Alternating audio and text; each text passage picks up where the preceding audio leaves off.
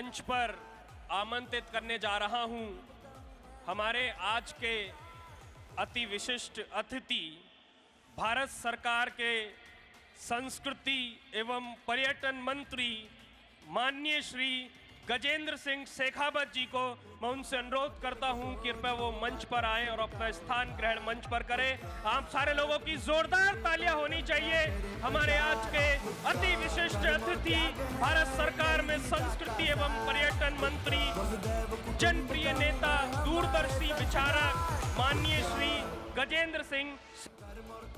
IP university Indraprastha university के vice chancellor doctor Mahesh Verma ji को धरोहर को न सिर्फ सहजा बल्कि उन्हें दुनिया के सामने इनक्रेडिबल इंडिया के रूप में स्थापित किया है, वो शख्सियत आज हमारे बीच में है। आप सबकी जोरदार तालियां होनी चाहिए माननीय श्री गजेंद्र सिंह शेखावत जी के लिए। सभी लोग बोलेंगे हरे कृष्णा, हरे कृष्णा, कृष्णा कृष्णा हरे हरे।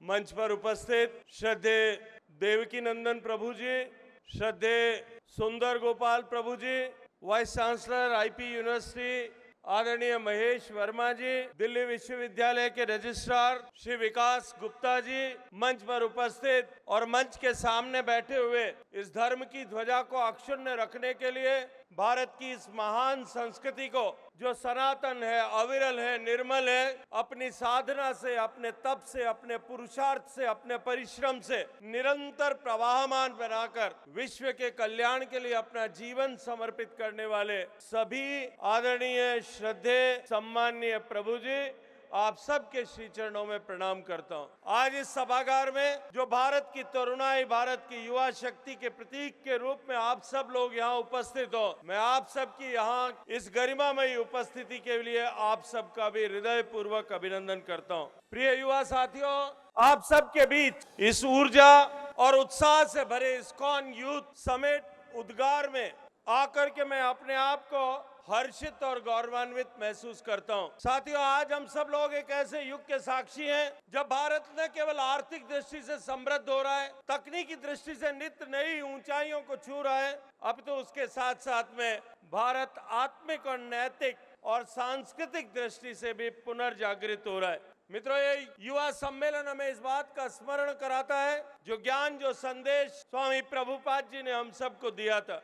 उन्होंने कहा कि जब व्यक्ति भीतर से बदलता है, जब व्यक्ति सुसंस्कारित होता है, जब व्यक्ति सन्मार्ग पर चलता है, तब ऐसे सन्मार्ग पर चलने वाले सुसंस्कारित व्यक्तियों से समाज का सृजन होता है और संस्कारित समाज मिलकर के संस्कारित राष्ट्र का निर्माण करते हैं। और हमारे भारत में हमारे ऋषियों ने, हमारे मनीषियों ने इस बात की कल्पना की कि सुसंस्कारित और आत्म उन्नति से भरपूर भारत विश्व के कल्याण का एकमात्र मार्ग है। मित्रों, आज हम एक उस मोड़ पर खड़े हैं जब हमारा देश सम्मानीय प्रधानमंत्री नरेंद्र मोदी जी के नेतृत्व में 2047 तक विकसित होने का लक्ष्य लेकर के आगे बढ़ रहे हैं। हम सब लोग जिस यात्रा के प्रवाह में चल रहे हैं, ये केवल आर्थिक विकास की यात्रा नहीं है, विकसित अर्थव्यवस्था की यात्रा नहीं है, अपितु ये एक सनातन सभ्यता के पुनर्जागरण की यात्रा है। हमारा लक्ष्य केवल समृद्ध भारत बनाना नहीं है, हमारा लक्ष्य संस्कारवान, संवेदनशील और संतुलित भारत बनाना है, और वो भी विश्व के कल्याण के लिए। मित्रों, दुनिया आज भारत की ओर देख रही है। वो केवल तकनीकी के लिए भारत की ओर नहीं देखती, वो केवल आर्थिक प्रगति के लिए भारत की ओर नहीं देखती, दुनिया भारत की तरफ देखती है सनातन संस्कारों के लिए और सनातन बुद्धि के लिए। जब विश्व माइंडफुलनेस की बात करता है, whenever world talk about mindfulness, तो हम कहते हैं कि आत्मबोध ही माइंडफुलनेस है। जब विश्व सस्टेनेबिलिटी खोजता है, तो हमारे उपनिषद कहते हैं ईशावास्यमिदं सर्वम यावत् किंच जगत्याम जगत। सारा जगत ईश्वर से व्याप्त है, इसलिए जगत में उपलब्ध एक एक वस्तु का उपभोग जो भी हम करें वो त्याग पूर्वक उपभोग करें, क्योंकि वो ईश्वर का स्वरूप है। मित्रों, आज का युवा अनेक दबावों से गुजर रहा है। मैं जानता हूं, क्योंकि मैं कुछ साल पहले तक छात्र राजनीति के में काम करता था। मैं भी आप ही के जैसे, आप ही के उम्र के बच्चों का अभिभावक हूं, उनका पिता हूं। मैं जानता हूं आज का युवा किस तनाव के दौर से गुजर रहा है, किस दबावों के दौर से गुजर रहा है। एक तरफ प्रतियोगितात्मक माहौल, दूसरी तरफ भ्रम, इल्यूजन, उहापोह की मानसिक स्थिति, और उसके साथ साथ में ये जो सोशल मीडिया की चिंता है ना, ये भी एक बड़े दबाव का कारण। और इन सब के साथ साथ में ये कैरियर की अनिश्चितता भी हम सब लोगों के ऊपर निश्चित रूप से एक दबाव बनाती है। लेकिन हमारा भारत का दर्शन उसे दिशा देता है। स्वामी प्रभुपाद उसे दिशा देते हैं। वो कहते हैं कि भागने से नहीं होगा, जागने से हम सबका उद्धार और कल्याण हो सकता है।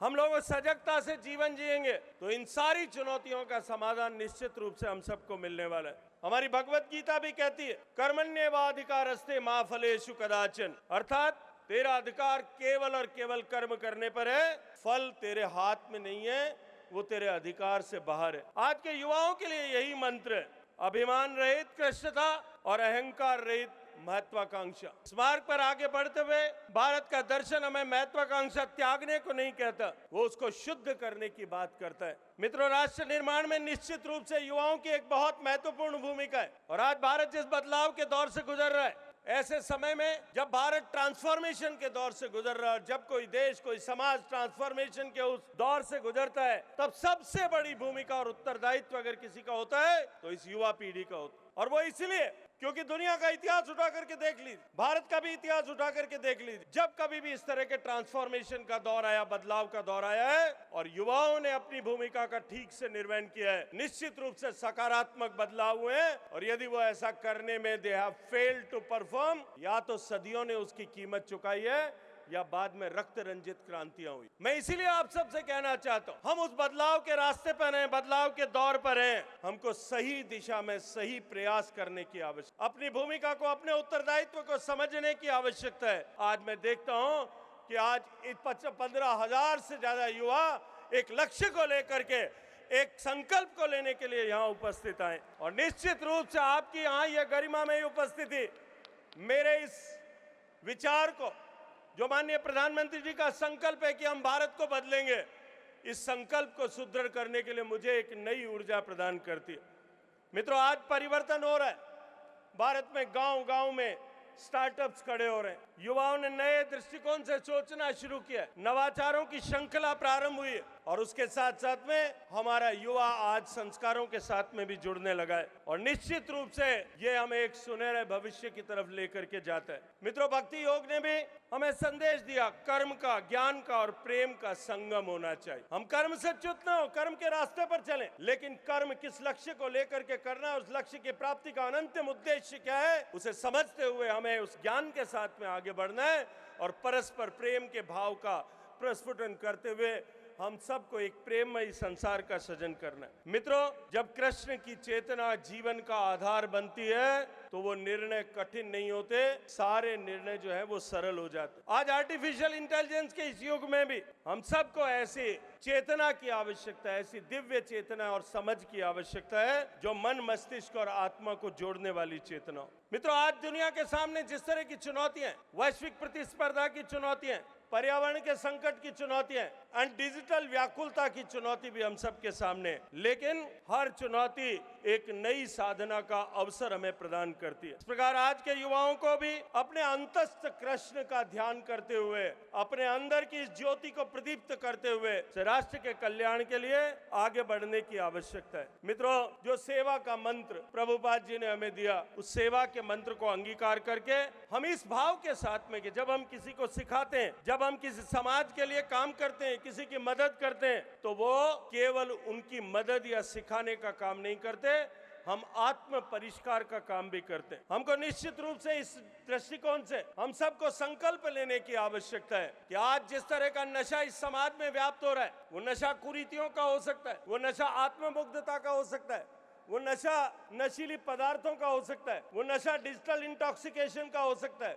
या वो नशा विचारों का नशा हो सकता है। उन सब से बाहर निकल करके हमें उस सब से स्वयं भी बाहर निकलना है और अपने साथ में सैकड़ों लोगों को जोड़ करके उनको बाहर निकालना है। क्योंकि नशा मुक्त भारत बनाना केवल कानून की जिम्मेदारी नहीं है, नशा मुक्त भारत बनाना केवल समाज के जो है सामाजिक संस्थाओं की जिम्मेदारी नहीं है, नशा मुक्त भारत बनाना केवल सरकार की जिम्मेदारी नहीं है, नशा मुक्त भारत बनाना मेरे भारत के इस हर एक युवा की जिम्मेदारी है। और जब भारत का युवा इस बात का संकल्प लेता है तो निश्चित रूप से भारत जैसा देश, जब युवा आगे बढ़ते हैं तो निश्चित रूप से नशा मुक्त होता है। इस बात को हम सब लोग स्वीकार कर सकते हैं।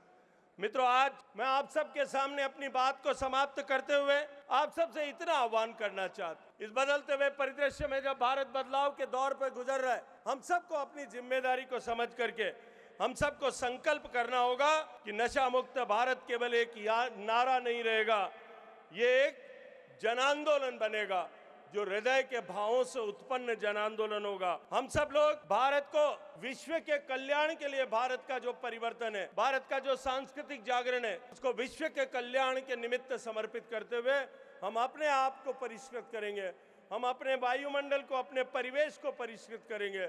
इस लक्ष्य के साथ में यदि आप काम करना चाहते हैं, मैं देखना चाहता हूं कितने लोग हैं, कितने युवा साथी हैं जो इस लक्ष्य के साथ में जुड़ना चाहते हैं।